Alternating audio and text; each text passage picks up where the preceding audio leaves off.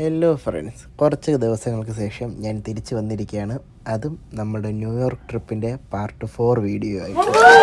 ഇനിയും എത്ര പാർട്ട് ഉണ്ടാവും എന്ന് നിങ്ങൾ ചോദിച്ചാൽ ആവശ്യത്തിലധികം എന്തായാലും കാണും. മാക്സിമം പെട്ടെന്ന് തന്നെ തീർക്കാനൊക്കെ നോക്കാം, പക്ഷേ തീർക്കാൻ പറ്റുമെന്ന് എനിക്കറിയത്തില്ല.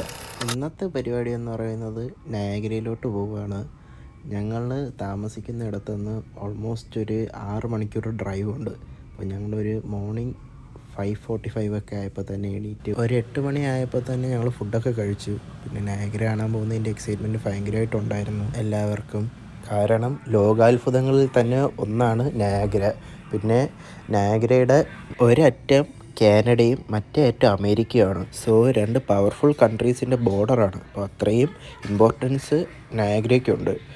ഇവിടെ വിൻ്ററിൽ വന്നാലും സമ്മറിൽ വന്നാലും അതിൻ്റേതായ ഭംഗിയുണ്ടെന്നാണ് എല്ലാവരും പറഞ്ഞിട്ടുള്ളത്. ഞങ്ങൾ പോകുന്ന സമയത്ത് അവിടെ -10 ആയിരുന്നു. അപ്പോൾ അതുകൊണ്ട് ഞങ്ങളെല്ലാവരും അതിൻ്റേതായ പ്രിക്കോഷൻസ് എല്ലാം എടുത്തിട്ട് തന്നെയാണ് പോകുന്നത്.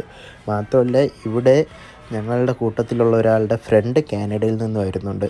കാനഡയിൽ നിന്നോ അമേരിക്കയിൽ നിന്നോ ടൂറിസ്റ്റ് വിസ എടുത്തിട്ട് കാനഡയിൽ നിന്ന് അമേരിക്കയിലോട്ടും അമേരിക്കയിൽ നിന്ന് കാനഡയിലോട്ടും ഒക്കെ വീക്കെൻഡ്സിൽ വന്നു പോകുന്നവരൊക്കെ കുറേ പേരുണ്ട്. അതേപോലെ തന്നെയാണ് ഈ പുള്ളി. ഇപ്പോൾ ഞങ്ങളുടെ നയാഗ്ര വരെ വരുന്നുണ്ട്. പുള്ളിക്ക് ടൊറൻറ്റോ, അവരുടെ കാനഡയുടെ മെയിൻ സ്ഥലം എന്തോ ആണ്. അവിടെ നിന്ന് ഒരു 1 hour ഡ്രൈവേ ഉള്ളൂ. അപ്പോൾ പുള്ളി ഇതേപോലെ വന്നിട്ടുണ്ട്. ഇനി എങ്ങോട്ടൊക്കെ പോകുമെന്ന് പുള്ളിയും കൂടി വന്നിട്ടാണ് തീരുമാനിക്കാമെന്ന് വിചാരിച്ചത്. അപ്പോൾ ഇവിടെ നയാഗ്ര മാത്രമല്ല, ഇവിടെ അമേരിക്കൻ ഫോൾസ് എന്ന് പറഞ്ഞ് മറ്റൊരു വാട്ടർഫോൾസും ഉണ്ട്. ഞങ്ങളുടെ ബാക്കിൽ കാണുന്നത് അതാണ്. ഇത് അമേരിക്കൻ വാട്ടർഫോൾസാണ്, നയാഗ്ര ഇല്ല. നേരെ ഓപ്പോസിറ്റ് ഉള്ളതാണ് നയാഗ്ര വാട്ടർഫോൾസ്.